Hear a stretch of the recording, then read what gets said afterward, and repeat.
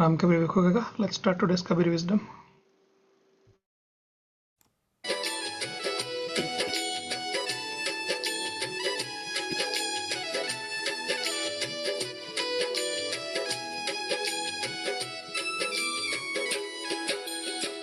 જીવન જીવવું સહેલું નથી, મારે મોત પહેલા મરવું નથી.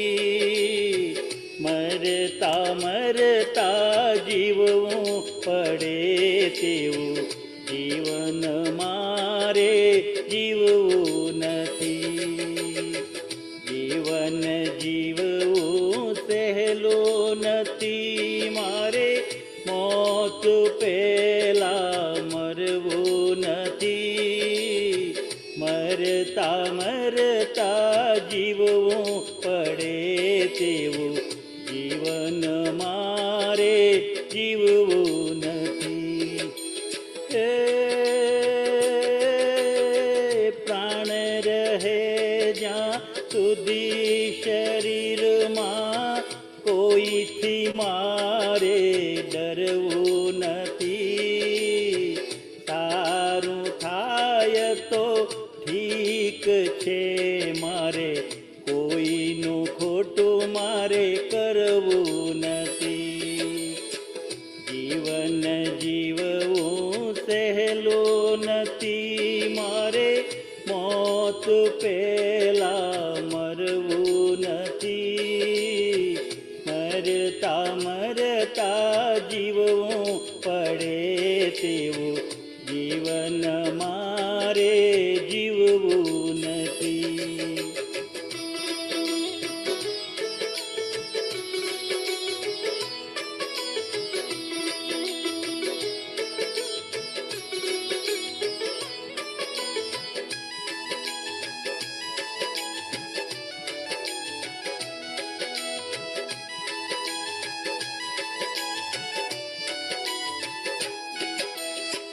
જીવન બનવું કોઈનું પણ લૂંટનારો બનવું નથી. માનવ થઈને જન્મ્યો આ જગમાં, દાનવ થઈને મરવું નથી. દાનવ થઈને મરવું નથી, મારે લૂંટનારો બનવું નથી. માનવ થઈને જન્મ્યો આ જગમાં, દાનવ થઈને મરવું નથી. પાપ કરીને પુણ્ય કરે એવા કર્મ મારે કરવા નથી. મોક્ષ મળે ના ભલે આ જીવને, અવગતિએ મારે જાવું નથી. જીવન જીવવું સહેલું નથી, મારે મોત પહેલા મરવું નથી. મરતા મરતા જીવવું પડે તેવું જીવન મારે જીવવું નથી.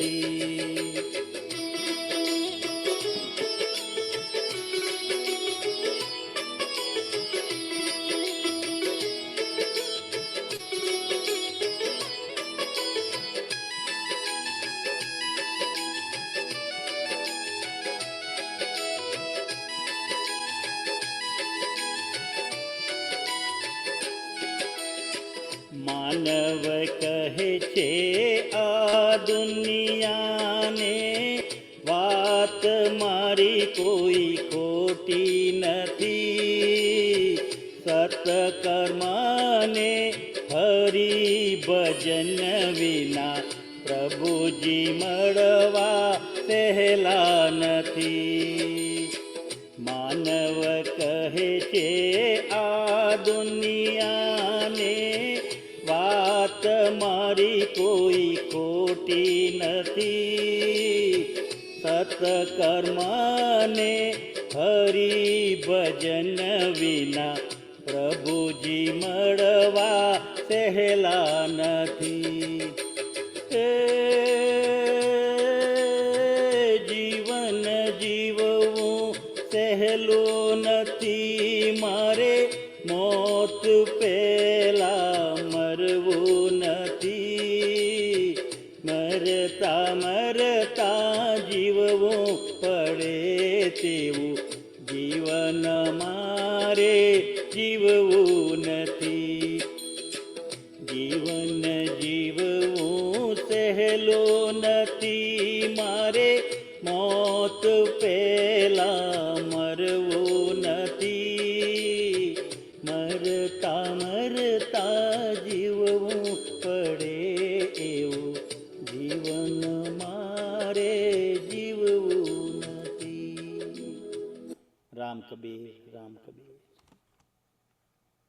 રામ કબીર. ઓમ શ્રી કબીરાય નમઃ.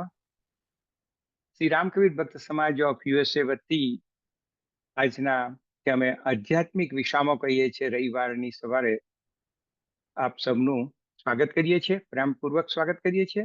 અને સૌ પ્રથમ શ્રીમાન ભીખુભાઈએ આજે એક સુંદર ભજનથી કાર્યક્રમને મંગલમય ભક્તિમય બનાવી દીધો. અને એ પણ કે આપણા જીવનનું જે પ્રેક્ટિકાલિટી છે, રહસ્ય છે, એ આપણને સૌને સમજાવ્યું આ ભજન દ્વારા કે ભાઈ જીવન જીવવું સહેલું નથી, મારે મોત પહેલા મરવું નથી. બસ તો આજેનો ટોપિક પણ આ જ છે. તો પહેલા તો શ્રીમાન ભીખુભાઈ, આજે તમારો મૂલ્યવાન સમય, ભલે તમે વ્યસ્ત છો, આજનો એમનો સૌને જણાવું કે જન્મદિવસ છે, તો જન્મદિવસની શુભેચ્છા ભીખુભાઈને, કે સમગ્ર ભક્ત સમાજ વતી કે સ્વાસ્થ્ય તમારું હંમેશા સારું રહે અને મન પ્રફુલ્લિત અને આનંદમય રહે, એ જ અમારી પ્રાર્થના. રામ કબીર અને થેન્ક યુ.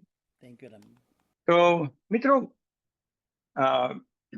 કબીર વિઝડમમાં આપણે હંમેશા જોઈએ છીએ કે ભાઈ આ એકબીજા પાસેથી શીખીએ છીએ અને આધ્યાત્મિકતા શું છે. કબીર સાહેબનો સંદેશો કે ભાઈ જાગ, તું જાગીને જીવ. અને કારણ કે આપણે જોઈએ છીએ કે પ્રાણી જગતમાં એક જ, જો બધા જ પ્રાણીઓને આપણે જોઈએ મનુષ્ય પર પ્રાણી તરીકે, તો મનુષ્ય પાસે જ વિચાર શક્તિ છે. બાકીના બધા જ પ્રાણીઓ પ્રોગ્રામ એટલે કે રિએક્ટિવ નેચરથી જીવે. મનુષ્યને વિચાર શક્તિ આપી, બુદ્ધિ આપી છે, અને પોતે આ જે આપણી 50, 60, 70, 80, 90, 100 વર્ષની મુસાફરી છે પૃથ્વી પર, એમાં આપણે કોન્શિયસ કાં તો જાગ્રત થઈ શકીએ, અવલોકન કરી શકીએ આપણી જાતની પ્રવાસ દ્વારા. અને જ્યારે આપણે એક જે કબીર સાહેબ આપણે કહે છે જાગ્રત વ્યક્તિ તરીકેનું જીવન જીવી શકીએ, એ આપણને કેપેસિટી આપી છે, કેપેબિલિટી આપી છે. આપણે કરવું કે નહીં કરવું એ આપણા હાથમાં છે. તો અંગ્રેજીમાં કહે છે કે we are not human being having a spiritual experience, we are spiritual being having a human experience. એટલે આપણે એક એવું તત્વ છે કે જેને આ માનવ રૂપમાં આવ્યા છે. નથી કે માનવ રૂપમાં આપણે કોઈ વાર આત્મિક પ્રસંગો થાય કે આત્મિક અનુભવો થાય, એવું નથી. તો હવે આપણે સૌને આજે પ્રવાસ દરમિયાન એક જ ગોલ હોય કે ભાઈ મારી શરીર સ્વાસ્થ્ય સારું રહે અને મારું મન પ્રફુલ્લિત અને આનંદમય રહે. એટલે કારણ કે આ પ્રવાસ 50, 60, 70, 80, 90 વર્ષનો છે, 100 વર્ષનો, તો તેમાં દરેકને જ ઈચ્છા હોય અને એ નોર્મલ અને નેચરલ છે, ને આપણે કરવું જ જોઈએ. તો શારીરિક માટે તો આપણે હંમેશા પૌષ્ટિક ખોરાક ખાવાની ટેવ પાડીએ, કસરતો કરીએ, ફિઝિકલ લેવલ એક્સરસાઇઝ કરીએ, સારું વાંચન કરીએ, અને આ ટાઈપના આધ્યાત્મિક પ્રોગ્રામમાં જોઈન થઈએ, સત્સંગમાં જઈએ, શિબિરમાં જઈએ, એ બધું આપણે કરીએ જ છીએ. એને કરવું જ જોઈએ. કારણ કે 60-70 વર્ષ પછી આપણને આરોગ્ય શું છે અને આરોગ્ય કેમ ઇમ્પોર્ટન્ટ છે એ બહુ મહત્વનું આપણે થઈ પડે. ત્યાં તો પછી આપણે આજુબાજુમાં આપણા પ્રેમીજનો કે કુટુંબીજનોને અસહ્ય રોગ લાગે ત્યારે આપણને ખ્યાલ આવે કે ના, મારે પણ મારા શરીરના સ્વાસ્થ્ય માટે બરોબર કાળજી રાખવી જોઈએ. તો મિત્રો, આમાં આપણને એમ થાય કે અધ્યાત્મ અને આરોગ્ય ને શું સંબંધ? એ પ્રશ્ન થવો જ જોઈએ કે ભાઈ આ અધ્યાત્મ એવું વસ્તુ છે કે મારે 60, 70, 75 વર્ષ પછી માળા જપવી, ભજન કરવા, સત્સંગમાં જવું, અને એને જ અધ્યાત્મ કહેવાય? તો પછી કે અધ્યાત્મ શું છે અને એના ફાયદા શું છે, અને એનો આરોગ્ય સાથે શું લેવા દેવા છે? એ પ્રશ્ન આપણે થવો જ જોઈએ. ને હકીકતમાં આપણે એના પર વિચાર કરી અને ચિંતન મનન કરીને જાણવું જોઈએ કે ભાઈ શું સંબંધ છે. અને તો હું આપણે ફક્ત એટલી જ વાત કરું કે આ આધ્યાત્મિકતા એ કોઈ 65, 70, 75 વર્ષ પછી આપણા જીવનમાં લાવવી એવી જરૂરી નથી. આધ્યાત્મિકતા એટલે કેવું તેમ કે મનુષ્ય જ એવો પ્રાણી છે કે જેને શું આપ્યું છે? વિચાર શક્તિ, બુદ્ધિ શક્તિ આપી છે. તો આપણે હંમેશા જોવું જોઈએ કે ભાઈ આ હું મૃત્યુ શું છે મારા જીવનમાં, આ વિચાર શું છે, વિચારો મને કેમ આવે, સુખ અને દુઃખ શું છે, હું ગુસ્સે કેમ હું થઈ જાઉં છું, મને ઈર્ષ્યા કેમ આવે છે, કે પછી રોગો ક્યાંથી ઉત્પન્ન થાય છે શરીરમાં. આ બધા વિચારો આપણે કરીએ અને પછી જોઈએ કે ભાઈ ખાસ તો મૃત્યુ વિશે જ વિચાર કરીએ કે મૃત્યુ પછી શું છે, અને મારા પ્રવાસમાં આ બધી જે ચેલેન્જીસ આવે છે એ કેવી રીતે હું મટાવી શકું. ફક્ત પૈસા ભેગા કરવાથી આરોગ્ય નથી આવતું, એ તો આપણે જોઈ લીધું ને, એ તો સીધો સાધો રસ્તો છે. આજે કેટલા ધનાઢ્ય વ્યક્તિ છે પણ શરીર એટલું નિરોગી નથી. અને એટલે આપણે એવું નથી કે ધન તો હંમેશા હોવું જ જોઈએ, એ તો that is what it helps અસ. પરંતુ આપણા જે સંબંધો શું છે, આરોગ્ય અને આધ્યાત્મિકતા શું રોલ ભજવે છે, તો એના પર આજે આપણે પ્રકાશ પાડીશું. અને એ પ્રકાશથી આપણને ખબર પડશે કે ક્યાં અને કયા લેવલે આ આધ્યાત્મિકતા, હું તો કેમ કે આધ્યાત્મિકતા 30-35 વર્ષથી જ આપણે જીવનમાં શરૂ કરી દેવી જોઈએ. તો પછી 75 વર્ષ કે 65 વર્ષે એને લાવવાની કોઈ જરૂર નથી. ત્યાં સુધીમાં આપણે એટલી બધી સમજ શક્તિ આવી ગયેલી હોય છે કે આપણા સંબંધો સારા રહે, ને હોપફુલી શારીરિક અને માનસિક આરોગ્ય પણ સારું રહે. આજે હું એવા એક આપણા પ્રિય પ્રવીણભાઈ મોહનભાઈ ભક્ત ડામની, મૂળ મુંબઈના, એમને હું વિનંતી કરીશ કે એ પોતે ફિઝિકલ એક્સરસાઇઝ દ્વારા અને સારા ખોરાકની જેની એ છે હેલ્ધી ઇટિંગ, એ હેબિટ દ્વારા એમણે અધ્યાત્મ અને આરોગ્ય કેવી રીતે ટકાવી રાખ્યું છે. તો પ્રવીણભાઈને હું વિનંતી કરીશ, અને ત્યારબાદ જો ક્વેશ્ચન આન્સર હશે પ્રવીણભાઈ સાથે તો હું કરીશ, અને પછી અંતમાં આપણે શાંતિ પાઠ કરીને પૂર્ણ કરીશું. પ્રવીણભાઈ, રામ કબીર, આવો. Thank you, Rajubai, and thank you for Wisdom team for inviting me to talk on this subject. And today I'm going to talk about what my experiences are throughout my life about આ જે બધું આપણે આધ્યાત્મ અને આરોગ્ય વિશે બોલવાનું છે. પણ મારું જેટલું જ્ઞાન છે તે જ હું કહી શકું, કારણ કે મારે જ્ઞાન અને અજ્ઞાનની વચ્ચેથી રસ્તો કાઢીને કાયમ આખી જિંદગી ચાલવાનું છે. કારણ કે આપણને બધાને જ ખબર છે કે જ્ઞાન ઇન્ફિનિટ છે, એટલે મારું થોડુંક અજ્ઞાન પણ હશે, કારણ કે એ મારું ઇમેજિનેશન છે, અને જે એક્સપિરિયન્સીસ મારા છે તેના મારફત આજે આપણે રાઈડ કરીશું આધ્યાત્મ અને આરોગ્ય કઈ રીતે જોડીને આપણે આપણી જિંદગી ચાલુ રાખવાનું.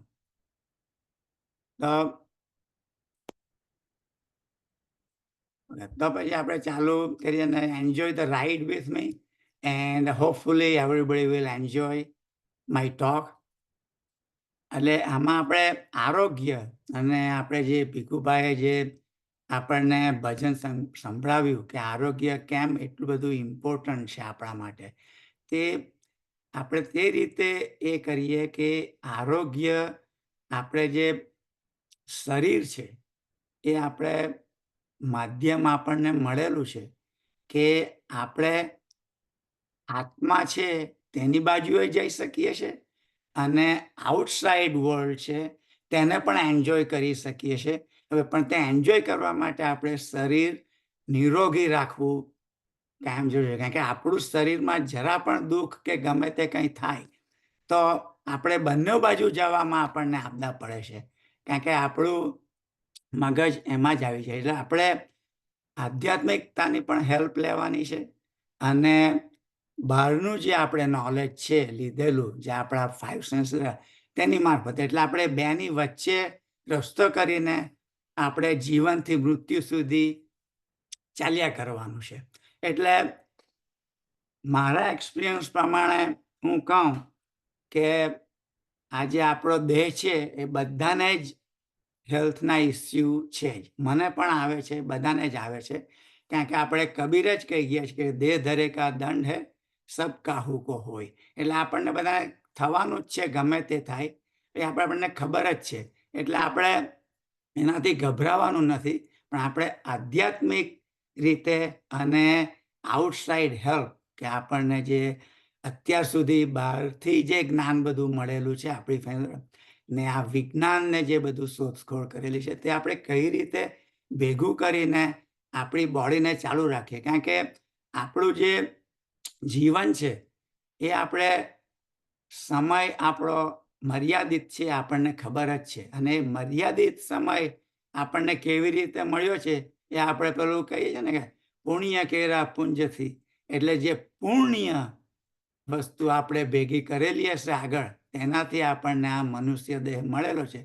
તો તે મનુષ્ય દેહને છેલ્લે સુધી નિરોગી રાખવા માટે તો આપણે આધ્યાત્મિક બાજુ પણ એટલી જ પ્રગતિ કરી શકશું અને બહારની સાઈડે પણ એટલી જ પ્રગતિ કરી શકશું. કારણ કે આપણે જે અંદરની સાઈડે પ્રગતિ કરવાના છે તે આપણે પોતાના આત્મા માટે કરીએ છીએ, અને બહારની જે આપણે 5 સેન્સીસ દ્વારા પ્રગતિ કરવાના છે એ પરમાત્માની છે. કારણ કે પરમાત્માએ સૃષ્ટિ રચેલી છે, આત્માએ આપણી બોડીનું નિર્માણ કરેલું છે.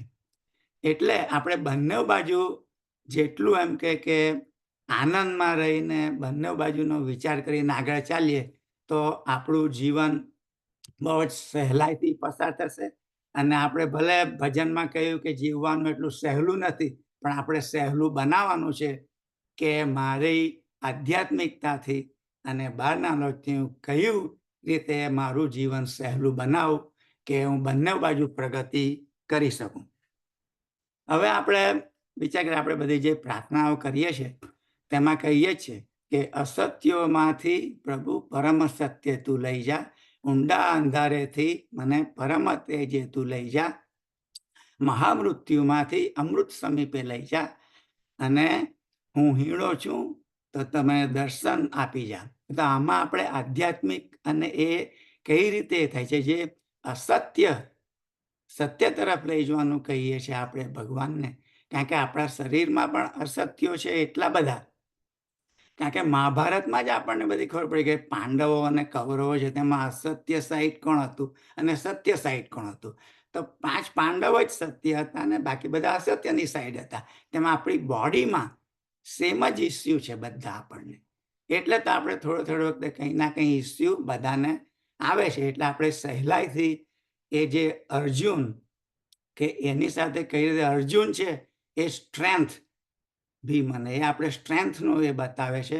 અને જે કૃષ્ણ ભગવાન છે એ આપણું આત્માનું એ બને છે કે આત્મા કેટલો સ્ટ્રોંગ છે એને આગળ વધારવા માટે. તો આપણે શરીરને પણ એટલું જ સ્ટ્રોંગ બનાવીએ કે આત્મા આપણને ડિરેક્શન આપી શકે કે આપણે કઈ રીતે બંને બાજુ આગળ વધીએ.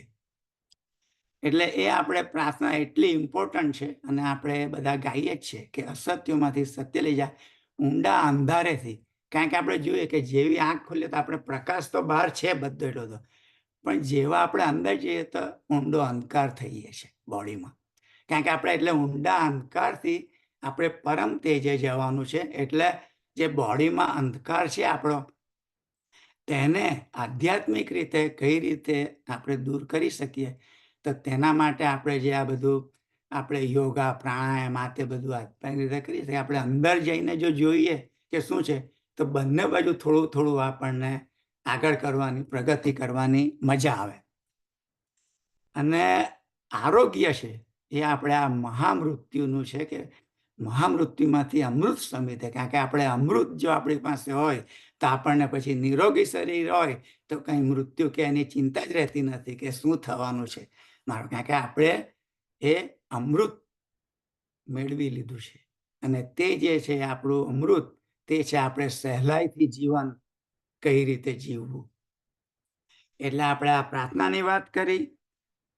હવે આપણે વાત કરીએ કે આપણું જે બોડી છે ને આપણું શરીર છે એ કાયમ ચેન્જ થયા કરે છે. કારણ કે આપણે જન્મ્યા ત્યારથી આપણું ચાલુ થઈ જાય છે. કારણ કબીરે ને બધા જ દોવા માંગ્યું છે કે આપણું જે પતન છે શરીરનું, તે કારણ કે આપણું શરીર છે એ સ્થૂળ વસ્તુ છે અને એ સ્થૂળ વસ્તુ આપણે વાપરવાની છે. અને વાપરવા માટે આપણે આત્માની જરૂર પડે કે આત્મા એ શરીરને કઈ રીતે વાપરી શકે. એટલે આપણે જે શરીર સ્થૂળ છે એ તો સ્થૂળ રહેવાનું જ છે. અને આપણને બધાને જ ખબર છે કે આ વિજ્ઞાનને બધા વિજ્ઞાન અત્યાર સુધી બધું આપણે વોટ વેર વેન બધું શરીરમાં કયું છે બધું શીખવા માટે બહુ જ ટ્રાય કરી રહ્યા છે. પણ એમને હજુ હાવ કે આપણું શરીર અંદરથી કઈ રીતે ચાલે છે એમાં જ બધાને અઘરાયો છે કે આ ખબર નથી પડતી કે કઈ રીતે ચાલે છે. અને એ હું આપણા સાયન્ટિસ્ટ ને બધા આપણે દીપકભાઈ છે આ છે બધા, એટલે બધા જ પોતપોતાની રીતે એ કરે છે કે આને કઈ રીતે આપણે શોધી શકીએ. અને આપણે એટલે તો બધા સ્પેસમાં બધા જવા ટ્રાય કરે છે કે ભાઈ શું ચાલી રહ્યું છે એમાંથી કંઈ આપણને જાણવાનું મળે. એટલે તે રીતે આપણું જે શરીરનું જે નિરોગી રહેવાનું જે આવે છે એનો જે આપણું જોડાણ છે એ બહુ જ વેરી થીન છે. કારણ કે આપણે એના ઉપર ચાલવાનું છે કે આ બેની વચ્ચે હું કઈ રીતે ચાલીને મારું જીવન જીવું. કારણ કે આપણને અંદર જવાનું એ જરા અઘરું લાગે છે અને બહાર આપણને આ જે શરીરના જે રોગો ને બધું થાય છે એટલે આપણને એ જે થીન લાઈન છે એ ચાલવાની જરા અઘરી પડે છે. તો હવે આપણે તે વિચાર કરીએ કે આરોગ્ય વસ્તુ કેમ ને કઈ રીતે આપણે એને હેન્ડલ કરી શકીએ. તો આપણે એ જોઈએ કે આપણું શરીર 5 તત્વનું પૂતળું છે. આપણને બધાને જ ખબર છે. એટલે એમાં આપણે જાણીએ છીએ કે એર, વોટર, ફાયર, અર્થ, સ્પેસ. તો હવે એર, વોટર, અર્થ એ તો બધું આપણને ખબર જ છે. હવે એર આપણે લઈએ જ કરીએ છીએ ને ચાલ્યા કરીએ છીએ. પણ આપણે એના પર જો ધ્યાન આપીએ તો તે ધ્યાન આપવા માટે આપણે પ્રાણાયામની જે બહુ ઇમ્પોર્ટન્સ છે અને આપણને ખબર જ છે અને બધાને જ ખબર છે કે કેમ પ્રાણાયામ એટલા જ ઇમ્પોર્ટન્ટ છે આપણા માટે કરવા માટે કે આપણને શ્વાસ ઉપરથી ધ્યાન આપે તો આપણા શરીરની અંદર એ જ્યાં જ્યાં પણ કંઈ આપણને પ્રોબ્લેમ હોય ત્યાં આપણે આ પ્રાણ મોકલી શકીએ. પણ ભલે આપણે એર કહીએ છીએ પણ આપણા એમાં એને પ્રાણ આપીએ છીએ કે પ્રાણ એટલે આપણે જે શ્વાસ લઈએ છીએ તે. એટલે આપણે તેનું પ્રાણાયામથી જો આગળ ચાલીએ તો આપણને એક કાયમ જિંદગીમાં હેલ્પ રહેશે. અને પાણી તે તો આપણે બધાએ બહુ સાયન્ટિસ્ટ લોકોને બધા જ આપણે 70% પાણી છે તો આપણે આટલું પાણી તો રોજ પીવું જ જોઈએ. કારણ કે આપણે પાણીને વાપર્યા કરીએ છીએ અને એ જ પાણી આપણને એનર્જી સાથે આગળ મોકલે છે. એટલે જો શરીરને સ્વસ્થ રાખવું હોય તો આ બેની તો આપણને જરૂર છે કે પાણી તો આપણે એટલું જ પીવાનું છે અને એ બધું સાયન્સે પ્રૂવ કરેલું છે. અને ત્રીજું આપણે વિચાર કરીએ તો કે આપણે અર્થ એટલે જમીન ને જમીન એટલે ફૂડ. એટલે આપણે જમીન ફૂડ અને મેડિસિન કે જે પણ મેડિસિન આપણે બહારથી વિજ્ઞાને બધી નક્કી કરેલી છે કે આ વસ્તુ થાય તો આ કરવું. એ બધા જુદા જુદા રોગો જે આપણે શરીરની અંદર થાય છે એ આપણે આગળ રાજુભાઈને બધા જ કહ્યું કે એ રોગો કઈ રીતે ઉત્પન્ન થાય છે એ આપણે હજુ શોધી શકતા નથી. આપણને થોડી થોડી ખબર પડે છે કે ભાઈ ડાયાબિટીસ, સુગર વધી જાય છે. પણ સુગર કેમ વધી જાય છે એ કેમ એ બધું જે છે હાવ ને એ બધું આપણે હજુ વિજ્ઞાન મારફતે જાણી શક્યા નથી. તો એના માટે આપણે આધ્યાત્મિકમાં જઈએ તો એ આપણને ફૂડ પિરામિડ ને બધું જ જો આપણને કઈ રીતે હેલ્પ કરે, કઈ જાતનું ફૂડ ખાવું. અને એમાં આપણે એમાં બી કદાચ જૈન લોકો છે આ છે એ લોકો ફૂડમાં એ પાછું એટલું જ રિસ્ટ્રિક્શન બધું મૂકે છે કે આ જ ફૂડ ખાશો તો આપણે આધ્યાત્મિક તરફ આગળ જઈ શકીશું. એટલે એ આપણે ફૂડ બધા પોતપોતાની રીતે ડિસાઈડ કરીને આગળ વધી શકીએ. અને પછી આવે છે ફાયર. કારણ કે ફાયર વગર આપણી બોડી ચાલી જ નથી શકવાની, કારણ કે fire is the main energy. એટલે આપણે તેના માટે ફાયર, બહારથી તો આપણને સન ને એની ફાયર આવે જ છે, જે આપણે વાઇટામિન ડી મારફતે શરીરમાં લઈએ છીએ. આપણને ખબર જ છે કે આપણી સ્કિન એક્સપોઝર જે આપણે સનમાં કરવાનું છે, તો એ આપણને વાઇટામિન ડી, સૂરજને બધા આપે જ છે. તો એ બહારનું જે ફાયર આપણને મળે છે તે મળે જ છે. પણ આપણે અંદરના ફાયરની વાત કરવાની છે કે હવે અંદર મારે આ વાઇટામિન ડી તો આવી ગયું, પણ હવે અંદરનું ફાયર છે, એ fire is basically energy. Energy એટલે ફાયર લાગે એટલે આપણે જોઈએ કે બધા ઝાડવાને બધું જ સળગી જાય છે. તેમ આપણી શરીરની અંદર પણ આપણે ફાયર કેવી રીતે કરીએ, તો કે આપણે એક્સરસાઇઝ કરીએ તો આપણને પરસેવો થાય, કારણ કે ગરમી આપણા શરીરની અંદર ઉત્પન્ન થાય, અને તે ગરમી આપણા જે શરીરના સારા જે સેલ્સ આપણને હેલ્પ કરે છે કરવા માટે, તે પણ અંદર બળી જાય, કારણ કે એ સેલ્સ બળી જાય તો જ ગરમી ઉત્પન્ન થશે. પણ એ સાથે સાથે આપણા જે એવા સેલ્સ છે કે જે શરીરને ડેમેજ કરી શકે છે, તે પણ સાથે બળી જાય છે. એટલે આપણે બંને બાજુ વિચારવાનું છે કે મારે કેટલી એક્સરસાઇઝ કરવાની છે, કેવી કરવાની છે, એ પોતપોતાના શરીરની કેપેબિલિટી પ્રમાણે કરવાની છે, કારણ કે આપણા બધાના શરીર અલગ અલગ છે. જે આપણે કહી શકીએ આપણે પુણ્ય કેટલા કર્યા છે તે પ્રમાણે દરેકને આપણને શરીર મળેલું છે. એટલે એ શરીર કોનું કેટલું નિરોગી રહેશે, કેટલું એ આપણે આપણું બધું પુણ્ય આપણને એ કરે છે, જે આપણે નસીબ કહીએ છીએ કે આમનું નસીબ કેટલું સારું છે, એમને કંઈ થતું જ નથી. એટલે એ આપણે ફાયરનું જે કહે સારા અને જે આપણને અસર કરતા હોય શરીરમાં, તે બંને સજ્જ. એટલે હવે આપણે જે સારા સેલ્સ પણ જતા રહ્યા, એને પાછા આપણે પરિપૂર્ણ પાછા બોડીમાં કરવાના છે. અને એટલા માટે આપણે આ જે ફૂડ ને બધું ખાય છે, કયું ફૂડ આપણા તે સેલ્સને બધા પાછા પરિપૂર્ણ કરશે, અને જે ખરાબ સેલ્સ છે તેનો આપણે જે નિકાલ કરીએ છીએ, તે બધો આપણે બોડીએ વિચાર કરવાનો છે કે આ બધું જે હવે મેં એનું એ થયું છે, એ બધું ને બહાર કઈ રીતે કાઢવું. એટલે એ આપણે બહાર કાઢવા માટે આ જે પરસેવો છે, કે પછી આપણે શ્વાસોશ્વાસથી એકદમ શ્વાસ જોરમાં બહાર કાઢીએ છીએ, કે પછી આપણે જે બાથરૂમ જઈએ છીએ કે આ જઈએ છીએ, એ બધું શરીર અંદરથી ચાલ્યા કરે છે આધ્યાત્મિક રીતે, ને એ બધું જ ટેક કેર કરે છે. પણ આપણે આપણી રીતે બહારથી આવી રીતે હેલ્પ કરી શકીએ, અને આધ્યાત્મિકતાથી આપણે આ જે આધ્યાત્મિકનું તરીકે આપણે આ બધા અસત્યોને બધું છે તેના પર થિંક કરીને અંદરથી કઈ રીતે આગળ વધવું, તે આપણે બંનેનું સમન્વય કરીને આપણે આગળ વધતા રહીએ. એટલે આપણે આધ્યાત્મિકનું આપણે આ રીતે વાત કરી કે બંનેનો સમન્વય કઈ રીતે કરવો. અને જે આપણે સ્પેસ છે તે શું છે? તો સ્પેસ છે તો આપણે આકાશ છે એમ કહીએ છીએ. હવે એમાં એટલી બધી કારણ કે એનર્જી છે એ આપણને ખબર નથી. એ કેમ ખબર નથી? આપણે હજુ શીખી રહ્યા છીએ. આપણે અત્યારે જો કે આપણે જ્યારે જન્મ્યા ત્યારે તો આપણે કંઈ સેલ ફોન કે એનું જ કંઈ હતું નહીં. વી હેડ નો આઈડિયા કે શું છે. પણ અત્યારે આપણે જે સેલ ફોનને એટલું બધું થઈ ગયું છે કે આપણે ફેસ ટાઈમ કરી શકીએ છીએ, ને કે ભાઈ વગર દોરડા એ બધું ચાલે છે. એ આપણને સ્પેસમાં જ બધું આ બધું એકદમ આપણને ઇન્ડિયા ફોન કરવો હોય, બધે કરવું થઈ શકે. એ આ બધું આપણે નોલેજ એટલે જે બધું નોલેજ છે બહારનું, એ આપણે મેળવી શક્યા નથી હજુ. અને આપણો જે સમય છે તેમાં જે આપણે આ નોલેજ મેળવે છે, તે આપણે સહેલાઈથી કઈ રીતે આપણે ઉપયોગ કરીએ, તે માટે આપણે બંનેનું સમન્વય કરીને આગળ વધતા રહીએ. કારણ કે બહારનું જે બધું નોલેજ છે એ આપણને આ દવા ને જે ફૂડ ને એમાં હેલ્પ કરે, એમાં હવે પાછી સાઈડ ઇફેક્ટ આવે છે. હવે સાઈડ ઇફેક્ટ કોણ નક્કી કરે કે આ દવાની સાઈડ ઇફેક્ટ તમને થશે? એ આપણી બોડી નક્કી કરે.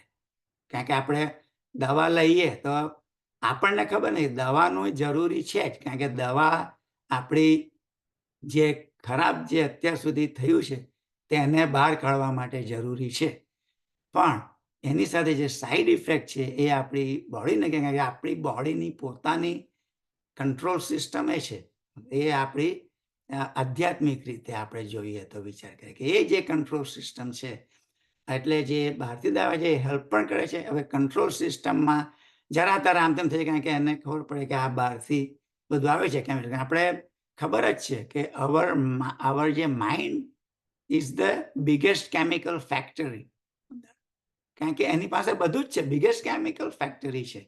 પણ ઘણીવાર આપણે એનો ઉપયોગ કઈ રીતે કરવો તે આપણી બોડીમાં છે એ ખબર નથી પડતી, કારણ કે આપણે વિચાર કરીએ કે જે આત્મા છે તે આપણા મગજને ડિરેક્ટ કરે છે. મગજ જે ડિસિઝન બધા લે છે કે હું આમ કરું કે તેમ કરું, એ બધા ડિસિઝન આપણી બોડીની અંદર જે વસ્તુ થાય છે તેના સિગ્નલ મગજને મળે છે. એટલે મગજ ડિસાઈડ કરે છે કે હું આને કઈ રીતે હેન્ડલ કરું. હવે તે હેન્ડલ કરવામાં મગજ પાસે તો પેલા જ સિગ્નલો છે, જ્યારે આધ્યાત્મિક આપણે જો નોલેજ હોય એ બધા આપણને એમાં હેલ્પ કરે છે કે મગજને સાચી ડિરેક્શન કરી આપવું. અને એ આપણને કૃષ્ણ ભગવાન પણ કહી ગયેલા છે કે મહાભારતના યુદ્ધમાં એણે જે બધી ડિરેક્શન આપી તો 5 પાંડવો જીત્યા આટલા મોટી કૌરવ સેના સામે. તો આપણે તે રીતે વિચાર કરવાનો છે કે જે મારી પાસે જે પાંડવ છે તે કદાચ 5 જ છે, આપણા મોટા મોટા ઓર્ગન બધા જે છે બધા, તે એટલે 5 પાંડવ સામે બધા કૌરવો કોણ છે બધા. એટલે તે બધા આપણે કૌરવો છે તે બધા આપણે બહારથી પણ જ્ઞાનને મળ્યું છે કે આપણે મોહ માયા ક્રોધ લોભ, કારણ કે દરેક એક્શન આપણે કરીએ એ બધી બેઝડ ઓન મોહ માયા ક્રોધ લોભ. અને જે ધર્મ એ એક જ વસ્તુ છે કે એ ધર્મ એક જ છે કે ભાઈ મારે ધર્મના જ કર્મ કરવાના છે તો મારું પુણ્ય વધારે બંધાશે. એટલે આધ્યાત્મિક વિચાર કરીએ તો શરીરમાં જે પછી આપણે કાર્યને બધા કરીએ છીએ તે બધા આ રીતે અટેચ છે. એટલે તે પ્રમાણે આપણું શરીર અંદરથી પણ આપણે રિએક્ટ કરે છે કે આપણને ક્રોધ આવે તો અંદર બોડીની અંદર શું થાય છે. એટલે તે આપણે થિંક કરીએ કે ભાઈ આને મારે કઈ રીતે આધ્યાત્મિક રીતે હું હેન્ડલ કરું કે મને કંઈ થાય નહીં. મારા આત્માનો જે થિંક છે કે મગજને કે આપણે હલવાનું નથી, કાયમ સ્ટેબલ રહેવાનું છે. અને એ સ્ટેબિલિટી જે છે તે સ્ટેબિલિટી કઈ રીતે લાવવી આપણી બોડીમાં, એ આપણે દરેક પોતાએ જ આ બધું થિંક કરીને બંને સાઈડનો સમન્વય કરીને એ સ્ટેબિલિટી લાવવાની છે. અને એ સ્ટેબિલિટી લાવવા માટે શું જરૂર છે? સ્ટેબલ આપણે ક્યારે થઈએ કે બધું બેલેન્સમાં હોય. એટલે આપણે બધી આપણે 5 વસ્તુની વાત કરી, સ્પેસ ને આજે પ્રાણાયામ કરીએ કે આપણે યોગા કરીએ એ તો, ને પછી જે ખાવાનું છે એ બધાનું 5-5નું બેલેન્સમાં બોડીને મળવું જોઈએ. એટલે આપણે બધી વસ્તુ રોજ એવી રીતે કરવા ટ્રાય કરીએ કે મને કાયમ એ 5-5 વસ્તુ સારી રીતે મળતી રહે રોજ. કારણ કે આપણે જાણીએ છીએ કે આપણું જીવન છે એ દરેક દિવસે નવું જીવન છે. કારણ કે આપણે ઉઠીએ ત્યારે આપણને રોજ કંઈનું કંઈ હોય જ છે કે મારો પગ દુખે છે કે હાથ દુખે છે કે આ થાય. એટલે બધાને થતું, મને તો થાય છે, મને ખબર છે કે કંઈનો કંઈ નવો ઇસ્યુ તો સવારના ઉઠે ત્યારે હોય જ છે. કારણ કે આખી બોડીને ચેક કરવી પડે છે કે બધું બરાબર છે બિફોર આ કંઈ આપણે આગળ જઈએ, એક્સરસાઇઝ કરીએ ક્યાં કરીએ. પણ તે રીતે આપણે બધાએ પોતપોતે આ બધાનું બેલેન્સ રાખીને કે બહારથી મારે જે 5-5 વસ્તુ રોજ છે મારી પાસે ને અવેલેબલ ફ્રી છે ભગવાનથી. અને ફ્રી આપણે ભલે પાણીનો કે મારે પૈસા આપવાના છે, પણ ભગવાને આપણને એટલા સમર્થ બનાવેલા છે કે આપણને એ વસ્તુ તરત જ મળી જાય છે. અમુક બધા દુનિયામાં બધા એ પ્રમાણે નથી, કારણ કે ઘણાને પૈસા નથી તો પ્રોબ્લેમ છે, પણ આપણી પાસે તો છે. તો આપણે એ 5-5 વસ્તુનો બેલેન્સ કરીને આગળ ચાલીએ, કારણ કે તો આપણું જે શરીર છે તેને 5-5 વસ્તુ મળતી રહે કાયમ. અને આપણે જે બધી વસ્તુઓ ખરાબ છે તેને આપણે ધીરે ધીરે બાળતા રહીએ ફાયરથી. કારણ કે ફાયર આપણી બોડીમાં જરૂરી છે રોજ, કારણ કે નહીં તો આપણે ચાલી જ નહીં શકીએ. એટલે જેમ આપણે આગળ વિચારીએ કે શરીર નિરોગી ને આ રહે છે. અને હવે આપણે એક્ઝામ્પલ આપું તો તે આપણી કાર છે, તે પણ એક આપણું માધ્યમ છે કે આપણને એક જગ્યાએથી બીજી જગ્યાએ લઈ જાય છે, જેમ આપણી બોડી છે.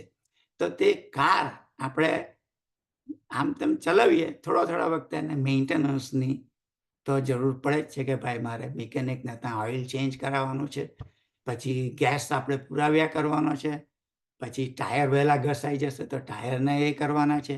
એટલે તે બધું આપણે મેન્ટેનન્સ કર્યા જ કરીએ છીએ. તો તે આજે આ 5 વસ્તુ છે તે આપણે મેન્ટેનન્સ માટે જરૂરી છે બોડી માટે. હવે આ કારનો વિચાર કરીએ તો એ જ છે, પણ પછી પણ મેન્ટેનન્સ કરતા પણ ક્યારેક કાર ઊભી જ રહી જાય છે ને એની પાસે બીજો રસ્તો નથી, ઊભી જ રહી જાય, તો પછી આપણે મિકેનિકના જઈને એને લોંગ ટાઈમ ત્યાં રાખવી પડે છે. આપણી બોડીને પણ સેમ જ છે કે આપણે બોડી જો કંઈ ઊભું રહે આપણે ત્યાં તો ડૉક્ટરને ત્યાં જઈએ કે ભાઈ મને હેલ્પ કર હવે, કારણ કે મને સમજ નથી પડતી. પણ આપણે તે વિચારવાનું છે કે આધ્યાત્મિક રીતે વિચાર કરીએ તો કે ભાઈ મગજ છે, તો મગજ કેટલો સાથ આપશે મને એને ફાઇન્ડ આઉટ કરવાની કે આ મને પ્રોબ્લેમ છે. તો આપણે એ બંને જે મગજ છે તેને ત્યાં લઈ જવાનું છે કે ભાઈ મને અહીંયા પ્રોબ્લેમ છે. અને આપણે સેલ્ફ હિલિંગ કહીએ છીએ કે ભાઈ આપણે પહેલા વિચાર કરીને જોઈએ કે ભાઈ સેલ્ફ હિલિંગ થાય છે. સેલ્ફ હિલિંગ જો થાય આપણને તો આપણે બધું પાછું નોર્મલી ચાલુ થઈ જાય છે.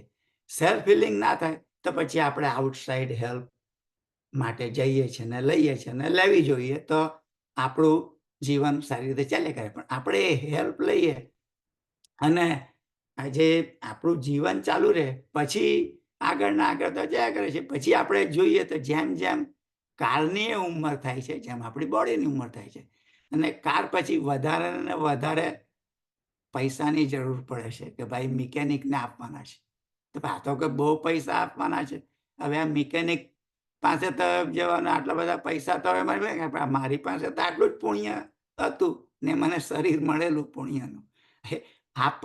એટલે કારનો આપણે વિચાર કરીએ કે ભાઈ કાર તો હવે પછી આપણે ચાલ પૈસા છે મારી પાસે તો ઘણા, હું બીજી લઈ લઉં, હવે આ કારને કાઢી નાખીએ હવે, કારણ કે એનો ખર્ચો જ એટલો બધો આવે છે અને થોડો વખતે ઊભો રહી જાય છે. અને મને ગભરામણ થાય છે કે રસ્તા પર ફ્રીવે પર કે તે ઊભી રહી જાય તો શું કરીએ.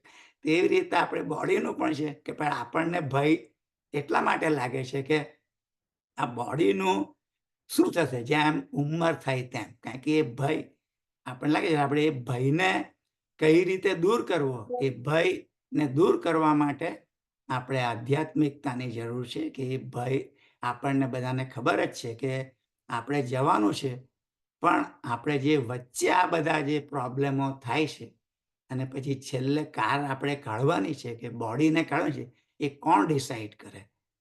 કે આપણે આત્મા ડિસાઈડ કરી શકશે કે પછી હોસ્પિટલ ડિસાઈડ કરશે કે ડૉક્ટર ડિસાઈડ કરશે?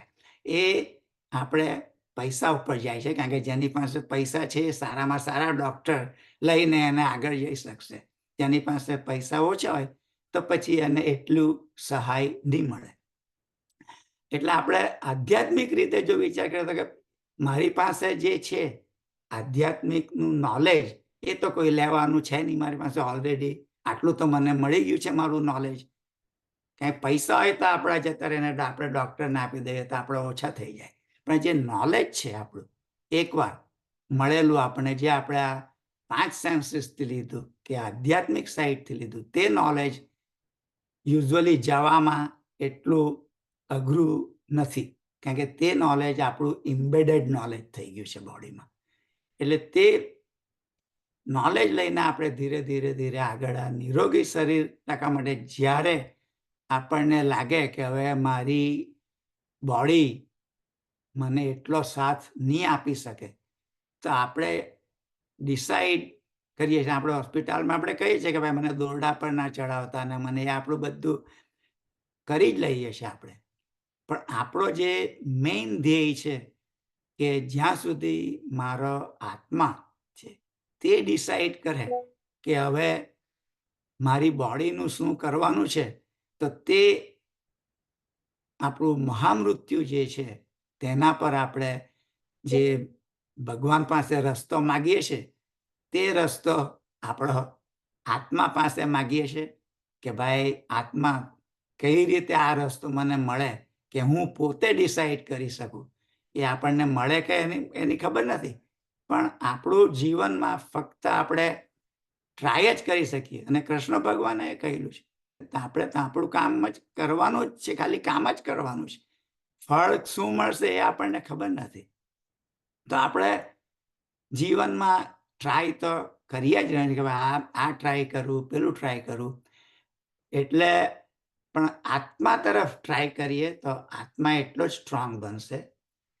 એટલે વિજ્ઞાનની હેલ્પ લેવાની છે અને આત્મા બાજુ જઈને એ બેની વચ્ચે એ લાઈન છે તેના પર જો આપણે જેટલું ચલાય તેટલું, કારણ કે એ બહુ રસ્તો અઘરો છે અને આપણને બધાને જ ખબર છે કે જે આપણે જુદા જુદા માર્ગો આપણને કયા છે.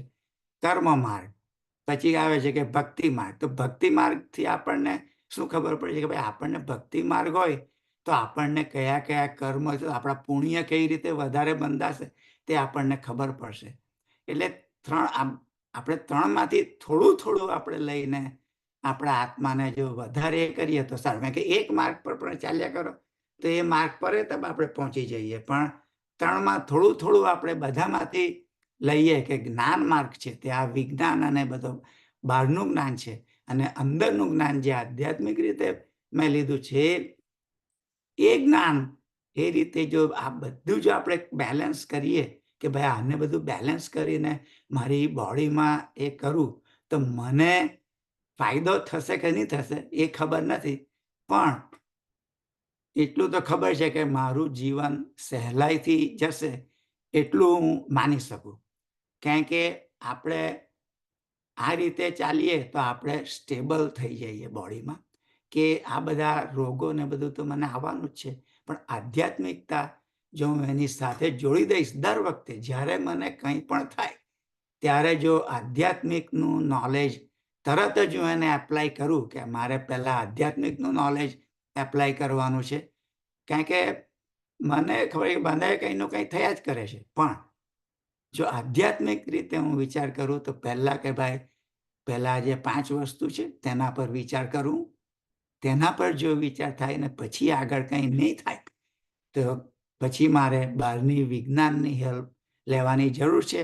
પણ જે સાઈડ ઇફેક્ટ થવાની છે તેના માટે મારે આધ્યાત્મિક રીતે રેડી રહેવાનું છે કે તે સાઈડ ઇફેક્ટ હું ઓછામાં ઓછી કરી શકું. કારણ કે એ બધું આપણે વિજ્ઞાનમાં પણ બધું પર્સન્ટેજ વાઇઝ જાય છે કે પર્સન્ટ તમને આમ તો કહેતા જ નથી કે તમને 100% તમે પાછા નોર્મલ થઈ જ જવાના છે. આપણે વિજ્ઞાનથી ગમે તે કરીએ એટલે એ જે બાકીના જે થોડાક ટકા રહેલા છે એ આપણે આધ્યાત્મિક રીતે જો જઈએ તો આપણને ઘણી હેલ્પ રહે એ કરવાનું.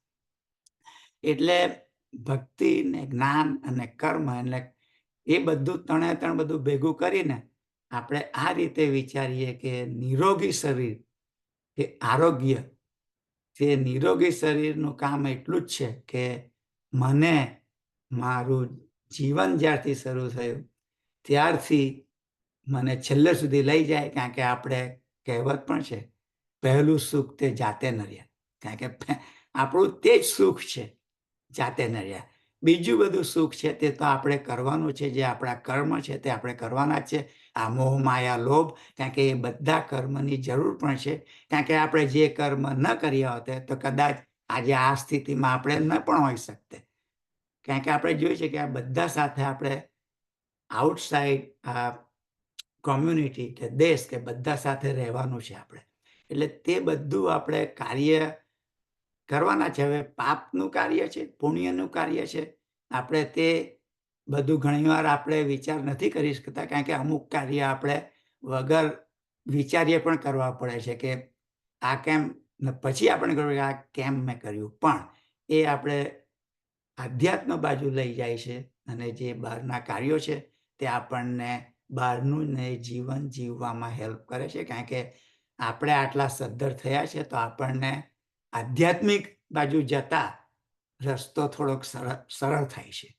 એટલે આ બંનેનું આપણે ભેગું કરીને તે રીતે વિચાર કરીએ અને આઉટસાઇડ અને ઇનસાઇડ ને કઈ રીતે ભેગા કરવું છે. ઇન્ડિવિજ્યુઅલી જે હું કરું છું તે મેં તો તમને કહ્યું છે કે હું મારી એક્સરસાઇઝ મારી કાયમ રોજ જ કંઈનું કંઈ ચાલુ જ રાખું છું, કારણ કે તેનાથી મને આનંદ મળે છે. ભલા ઇસ્યુઝ તો આવ્યા જ કરે છે, પણ આઈ એમ વેરી હેપી, કારણ કે આપણું જીવનનું મેઇન ધ્યેય છે કે તમે આનંદમાં રહો. હવે આનંદમાં રહેવા માટે નિરોગી શરીર એ પહેલું સુખ તે જાતે ન રહ્યા, તે આપણે પહેલા કાયમ મગજમાં રાખીને ચાલ્યા કરવાનું છે. અને બધું આપણે તે કરતા રહેશું તો આપણી બધાની જિંદગી એટલી બધી સરળ અને એટલી બધી સારી રીતે જશે કે આપણે એક કહી જ નહીં શકીએ કે મારું આ જીવન છે એ વ્યર્થ ગયું છે અને મને કંઈ એમાંથી મળ્યું નથી. એટલે તે રીતે આપણે બધા ચાલ્યા કરીએ. અને હું મારી વાણીને હવે થોડુંક વિરામ આપું છું, કારણ કે I hope everybody enjoyed my talk, and I wish everybody to have a real happy and nirogi life, so we can all enjoy, and we enjoy each other's company and continue growing all together. Thank you, Rajubhai. Back, Ram Kabir.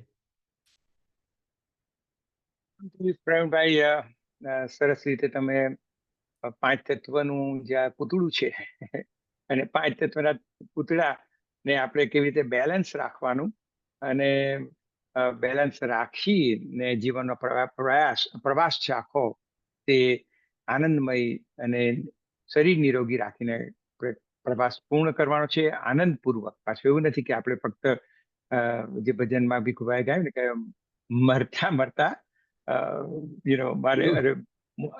મારે મોત પહેલા મરવું નથી. તો એ રીતે જે સુંદર રીતે તમે સમન્વય કર્યો અને ખાસ તો 2-3 પોઈન્ટ કીધા કે બેલેન્સ રાખવાનું ઇનર અને આઉટર વચ્ચેનું, અને સ્થિત પ્રજ્ઞતા રાખવાની, જે શ્રી કૃષ્ણ આપણને સ્થિત પ્રજ્ઞતાના લક્ષણોમાં હંમેશા આપણે ગાયા છે, કેટલીઓ વાર ગાયું છે, પરંતુ એ જે લાવવાની આપણી અંદર એ જ આધ્યાત્મિકતા છે.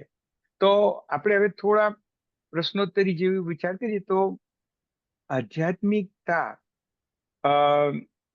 અને જે માઇન્ડ બોડી, આ જે માઇન્ડ બોડી કનેક્શન એક મોટો બઝવર્ડ થઈ ગયો કે માઇન્ડ બોડી અને સ્પિરિટ એમ તો કહી છે, પણ માઇન્ડ અને બોડી કનેક્શન, માઇન્ડ અને બોડીનું કનેક્શન શું છે એના પર તમે થોડુંક ખ્યાલ છે તમને કે?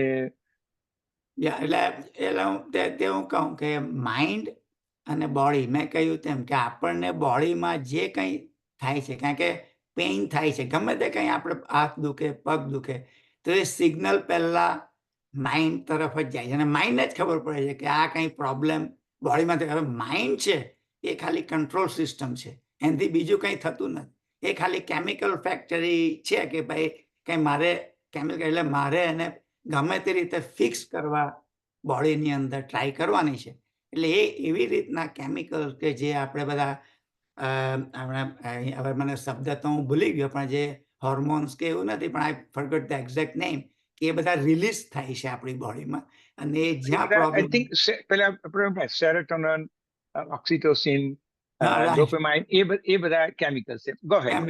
હા, કારણ કે એ બધા હવે આપણે, હું કંઈ ડોક્ટર નથી કે મને યાદે નથી રહેતા, પણ મને ખબર છે કે બધા છે અને બધા રિલીઝ થાય છે. અને એ જે પ્રોબ્લેમ હોય ત્યાં હવે એ રિલીઝ તો થાય છે. હવે એ રિલીઝ થાય ને એ પાછું એને પાછું ડિરેક્શન આપવાનું છે કે ભાઈ એ ક્યાં જવાનું છે એને. કારણ કે હાથ દુખતો હોય તો હાથ પાસે જવાનું છે, પગમાં નથી પહોંચ્યું તો પછી આપણે પગમાં કંઈ પ્રોબ્લેમ થઈ જાય કે ભાઈ અહીંયા તો રોંગ મેડિસિન આવી ગઈ પગની અંદર. એટલે એ બધું જે આપણે મગજ, જે બધું માઇન્ડ છે, એ બધું એને ખબર છે કે મારે બોડીની કઈ રીતે ટેક કેર કરવી, પણ પછી એ મોકલી આપે, પછી એને કયા રસ્તે ને કાં ને કઈ રીતે બધું કરવું, એ હાવ જે વસ્તુ છે એ હજુ આપણે શોધી નથી શક્યા વિજ્ઞાન મારફતે. એટલે તે જે આધ્યાત્મિકતાનું છે કે એ આધ્યાત્મિક આપણને જેટલું નોલેજ હોય કે આપણે યોગા, પ્રાણાયામ, મેડિટેશન તે કરતા હોય તો આપણે મેડિટેશન ને સેલ્ફ હિલિંગ, એ આ સેલ્ફ હિલિંગમાં આવે છે કે આપણે એ બધાને ડિરેક્ટ કઈ રીતે કરીએ કે મારે અહીંયા છે. હવે આપણે ફ્રીવે ને બધું હોય, આપણે ફ્રીવે એ કરતા, હવે ફ્રીવે રિપેર કરતા હોય ત્યારે બધું બંધ કરી દે આજુબાજુ, રાઈટ? અને પછી રસ્તો તો એક સાઈડેથી ચાલુ રાખે, કારણ કે ટ્રાફિક આપણી બોડીમાં ચાલુ રહેવાનું છે. પણ એ જે પેલું કામકાજ થાય છે, તે કામકાજ થવામાં આ બધું આપણને એ થાય છે કે આ તો વધારે દુખવા માંડ્યું, મેં કે કરેલું ના, પેલું કેમિકલ જઈને ફિક્સ કરે છે, કારણ કે એ બધું બંધ કરે છે આજુબાજુ, ને એ પેઇન થોડુંક આપણને વધારે થાય છે, એટલે આપણે વધારે ગભરાઈએ છીએ, ભાઈ આ તો મને વધારે પ્રોબ્લેમ થઈ ગયો છે જાય, એટલા પછી આપણે બહારની હેલ્પ લેવા જઈએ છીએ. હવે આપણે ક્યાં સુધી એને હોલ્ડ ઓન કરી રાખવું છે એ દરેક પોતાની રીતે ડિસાઈડ કરે છે કે પેઇન જે થાય છે એ હું કેટલી રીતે મેનેજ કરી શકું છું, ક્યાં સુધી પેઇનને હું મેનેજ કરી શકું. તો તે પેઇન એ પછી આપણને એટલું બધું એ ના થાય કે અનબેરેબલ જેટલું થઈ જાય, તો ત્યારે પછી તો આપણે ડૉક્ટરની જરૂર પડવાની છે. પણ આધ્યાત્મિક સાઈડેથી જેટલો વખત આપણે આપીએ તો હોપફુલી ફિક્સ થઈ જવું જોઈએ. પણ જો પછી આપણે, કારણ કે આપણે લોકો એ લોકો આપણા એમાં જ કે તમને 6-7 દિવસ સુધીમાં કંઈક નહીં થાય તો પછી ડૉક્ટરને બતાવવા આવજો હોસ્પિટલે, કારણ કે હવે તો બધી અપોઇન્ટમેન્ટો બહુ લેટ આપે છે, તમને કરો તો એ મહિના પછી મળે છે કે ભાઈ એટલે આપણે તે આધ્યાત્મિકતાથી જશે તો આપણે બધું બેરેબલ કરવાનું જરાક ઇઝીયર પડે આપણને, જે કંઈ પ્રોબ્લેમ થાય તે. અને આપણું શરીર રોગીશ તો છે જ, કારણ કે આપણે, મેં મારી એમાં જ કહ્યું કે આપણે બધાને પુણ્ય પ્રમાણે જે મળેલું છે મળેલું છે. હવે ને કબીરે કહ્યું છે દેહ ધરે કા દંડ હે, બધાને થવાનું જ છે. તો પછી આપણે એને કઈ રીતે આપણે એ કરવું એ આપણા હાથમાં છે, અને આપણે કેટલે સુધી આપણી થીન લાઈન પર ચાલી શકીએ, કારણ કે દોરડા પર ચાલવાનું અઘરું છે, એ દોરડા પર આપણે કેટલું લાંબુ ચાલી શકીએ છીએ એ આપણા હાથમાં છે. અને પછી સાઈડ ઇફેક્ટ જો થાય, આપણે તે સાઈડ ઇફેક્ટને કઈ રીતે ઓછામાં ઓછી મને ઇફેક્ટ કરે એ માટે આપણે પાછું મગજને તૈયાર રાખવાનું છે. એટલે તમે જે સાચી વાત કરી ને કે ભાઈ આપણી બોડી છે એ biggest pharmacy in the world, કારણ કે લીવર બધા એન્ઝાઇમ પ્રોડ્યુસ કરે, બનાવે બધા, એમ પેનક્રિયાસ બનાવે, ઘણી બધી ઓર્ગનો છે જે જુદા જુદા એ બનાવે રસાયણો.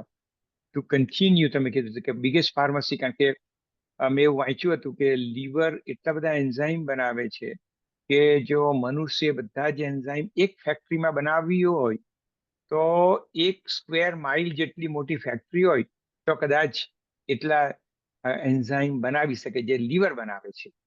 એટલે આપણને એક અદ્ભુત શરીર છે. પેલું ગયા દીનુભાઈ બંગલાની રચનાર કોણ છે અને બંગલો કેવો બનાવ્યો છે તેની વાત કરી, તેમ એક અદ્ભુત છે.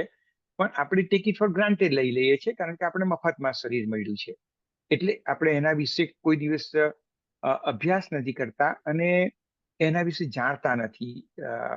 શરીર અને મન બંને વિશેનું જ્ઞાન જેમ જેમ જાણીશું, મને એવું લાગે તમારે કહેવા પ્રમાણે, તેમ તેમ આપણે મનને પણ શાંત રાખીશું, કારણ કે મન શાંત રહેશે તો એ નિરોગી, જે આપણે કહીએ ને સ્ટ્રેસ, આજે સ્ટ્રેસ બધાને જ ખબર છે કે સ્ટ્રેસ વધી જવાથી શરીરનો what they call it psychosomatic disease, કે મનથી ઉત્પન્ન થયેલા રોગો ઘણા શરીરમાં આવે. તો stress management is a big word અમેરિકામાં પણ, અને ત્યાં યોગ, પ્રાણાયામ, ધ્યાન ઘણો ભાગ ભજવે છે. અને સ્ટ્રેસ તમે તમારું રિડ્યુસ કરો, મિનિમાઇઝ કરી શકો, અને તમે એની ડાયરેક્ટ ઇમ્પેક્ટ આપણા આરોગ્ય પર પડે. તમારી વાત જે તમે કીધું કે આ ફક્ત સમન્વય કરતા છે આપણે બંને થઈને, કે ભાઈ એ કઈ વસ્તુ આપણે મન શાંત રહેશે તો સીધી અસર શરીર પર પડવાની, શરીરના અવયવો પણ સારા રહેવાના, અને આપણે મન શાંત હશે તો આપણી જે ચોઇસીસ ઓફ ફૂડ છે એ પણ આપણી સારી રહેશે. કે અશાંત મન છે તે સ્ટ્રેસફુલ માઇન્ડ, આ લોકો કહીને કે જ્યારે વ્યક્તિ ઘણા સ્ટ્રેસમાં હોય ત્યારે કાં તો એ આલ્કોહોલનો સહારો લે, કાં તો જંક ફૂડનો સહારો લે. આ બધું સાયન્સ કહી છે, અને આ લોકોની બિહેવિયરલ સાયન્સ વેસ્ટર્ન વર્લ્ડ તરફથી આપણે લઈએ તો એમ.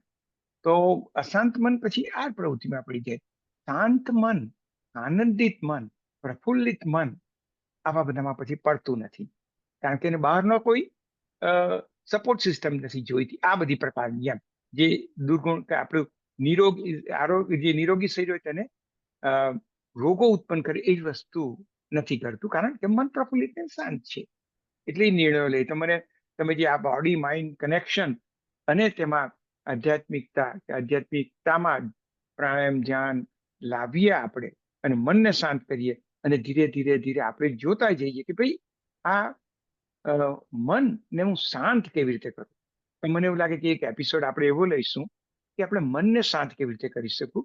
કે મનને શાંત હશે, પ્રફુલ્લિત હશે, આનંદમય રહેશે, તો એ એક પ્રવાસ જે છે પૃથ્વી પરનો આપણો 50, 60, 70, 80, 90, તો આપણને ખબર નથી કેટલા વર્ષો આપણે પૃથ્વી પર છે, ક્યારે આંખ મીચાઈ જવાની. તમારા ત્યાં મોટા ભાઈ આપણા રાજુભાઈ ફક્ત જોની કર્યું બધું જુલાઈની 17મી એનો દિનનો કાર્યક્રમ કરીને આવ્યા, 4 માઇલ 3-4 માઇલ ચાલ્યા, ગ્રાન્ડ ડોટરને સ્કૂલે મૂકી આવ્યા, સોફા પર બેઠા ને આંખ મીચાઈ ગઈ અને શ્વાસ છોડી દીધો. સો આઈ મીન યાત્રા ક્યારે પતી જવાની છે ખબર નથી કોઈને. એમ અમેરિકામાં આ લોકો કહે કે તમારી એક્ઝિટ ટાઈમ અને એક્ઝિટ સ્ટ્રેટેજી તમને નક્કી નથી કરતા. એ મિસ્ટ્રી છે, અને એના પર આપણે એ મિસ્ટ્રીને અત્યારે આ સબ્જેક્ટ મેટર પર આપણે વાત નથી કરવી. પરંતુ જે આજે પ્રવાસ છે એને આપણે ખાસ આનંદમય અને પ્રફુલ્લિતાથી અને અર્થપૂર્ણ દરેક આજે કહી દે કે ભાઈ meaning of life, what is the meaning of my life, મારા જીવનનો જીવવાનો પર્પઝ શું છે, એ એક તમે એને આધ્યાત્મિકમાં જોડી શકો. કારણ કે જે જાપાનીઝ ભાષામાં ઇકીગાઈ કહે છે કે રીઝન ફોર લિવિંગ, અને જાપાનીઝમાં આ લોકો ઘણો બધા જે બ્લુ ઝોન છે તેમાં એ લોકોએ પ્રયોગો કર્યા છે કે જે લાંબુ જીવે છે, સ્વાસ્થ્ય સારું રહે છે, એ લોકોને જીવનમાં પર્પઝ હોય છે, શાને માટે એ લોકો જીવે છે. એટલે આ બધી વસ્તુનું જ્યારે આપણે વીણી લઈએ જીવનમાં, ત્યારે શરીર આપણું ધીરે ધીરે ધીરે નિરોગી રહે અને એક પ્રવાસ આનંદ અને પ્રફુલ્લિત રહે. તમે આજે સરસ બધી વાતો કરી, અને એના પર આપણે મનને કેવી રીતે શાંત રાખીએ, આઈ થિંક એક એપિસોડ એના પર રાખીએ. એ શું છે મન, સ્વભાવ શું છે, શાંત કેવી રીતે રાખીએ, અને એનો સીધો પ્રભાવ શરીર પર કેમ પડે. મને એવું લાગે કે it will be a very nice subject matter. એમ તો આજે સમય પણ પૂર્ણ થયો છે. જો કોઈને 1 મિનિટમાં પ્રશ્ન પૂછવો હોય તો સીધું ડાયરેક્ટ પ્રશ્ન, no general repetition of what Pravinbhai has said. કોઈ છે એવું કોઈ? નહીં તો પછી આપણે શાંતિ પાઠ તરફ જઈશું. Deepakbhai. Ram Kabir, very quick. Scientist તમે કીધું, મારું નામ બી આપ્યું તમે. તો ભૂમિ, જળ, આકાશ, વાયુ અને અગ્નિ, એના ઉપર અભ્યાસ કરીને જિંદગી કેમ લંબાવાય તે માટે પ્રયત્ન કરે. પણ મારું બેકગ્રાઉન્ડ જુદું છે જરાક. એક વાર વરસાદ પડ્યો, લોકોના કપડા પીગળી ગયા. જેમ કે ખાણ પાણીમાં મૂકે તો ખાણ ઓગળી જાય, એવી રીતે કપડા પીગળી ગયા. તો એવું ના થવું જોઈએ, એટલા માટે લો બનાવ્યા, તેને એન્વાયરમેન્ટલ લોસ કહે. અને એ જ્યાં થયેલું તે બમન ટેક્સાસમાં થયેલું, ને હું ત્યાં જ ભણેલો. તો એ જે first feeling I had it કે એ લોકો જોડે હાવ શરીરમાં કેટલું મગજમાં બેસી જાય. So scientist do many other things. ભવિષ્યમાં કોઈ વધારે વાત કરીશ. Ram Kabir. Thank you sir. ત્યારે તો હવે બધું થવાનું જ છે એવું. તો આપણે વિજ્ઞાન વસ્તુ એવી છે કે જે જ્ઞાન તરફ જઈ રહ્યું છે. જે જ્ઞાન, જે અઢળક જ્ઞાન પડેલું છે, એમાં જેટલું વિજ્ઞાનથી આપણે કરી શકીએ તે કરવાનું, અને નવી નવી વસ્તુ શોધખોળ ચાલુ જ રહેવાની છે. તો આપણું એ જીવન સારી રીતે ચાલે. Thank you. તમે જે ઇનર અને આઉટરની બેલેન્સની જે વાત કરી, એ બહુ મહત્વની વસ્તુ છે. કારણ કે આઉટર પણ આપણને જોઈએ, સુખ સમૃદ્ધિ પણ જોઈએ, અને ઇનરમાં આપણને પીસ પણ જોઈએ, અને આપણને પ્રફુલ્લિતતા આનંદિત જોઈએ, અને હૃદયમાં પ્રેમ જોઈએ. એ બધાનું બેલેન્સ રાખવું એ બહુ મહત્વની તમે આજે વાત કરીને. એના પર પણ એકાદ ટોપિક આપણે લેવું કે બેલેન્સ કેવી રીતે લાવીએ, અને એ તેનાથી આપણે ધીરે ધીરે ધીરે આપણો પ્રવાસ, જે બાકીના વર્ષો છે, તે આપણે કે we cannot change the beginning but we can always change the ending. એ રીતે આપણે વાતો કરીશું. Thank you Pravinbhai. હવે હું પ્રફુલભાઈને કહીશ કે શાંતિ પાઠ કરી અને આજનું પૂર્ણ કરીએ સેશન, અને આવતા રવિવારે ફરીથી મળીશું. તમને રામ કબીર. પ્રફુલભાઈ આવો. રામ કબીર. થેન્ક યુ પ્રવીણભાઈ, રાજુભાઈ, બહુ આનંદની વાત છે. છેલ્લા 2 એપિસોડથી આપણે શરીરની શુદ્ધિની સાથે સાથે આજે તમે આધ્યાત્મિકતાની પણ બધી વાત કરી કે બંને વચ્ચે સમન્વય કેવી રીતના કરવો, બેલેન્સ કેવી રીતના કરવું. બહુ આનંદ થઈ ગયો. Thank you. હવે આવતા રવિવારે સેમ ટાઈમે આપણી સાથે બિમલ સાહેબ ફ્રોમ ઓસ્ટ્રેલિયા તેમનો સત્સંગ રહેશે. અને હવે આપણે શાંતિ મંત્ર બોલી છૂટા પડીએ. હરિઓમ. પૂર્ણ એ છે, પૂર્ણ આ છે, પૂર્ણથી તો પૂર્ણ ઉગ્યું છે બધું. પૂર્ણમાંથી પૂર્ણ આપી દો ભલે, શેષ પાછળ પૂર્ણ રહેવાનું સદા. ઓમ શાંતિ શાંતિ શાંતિ. રામ કબીર.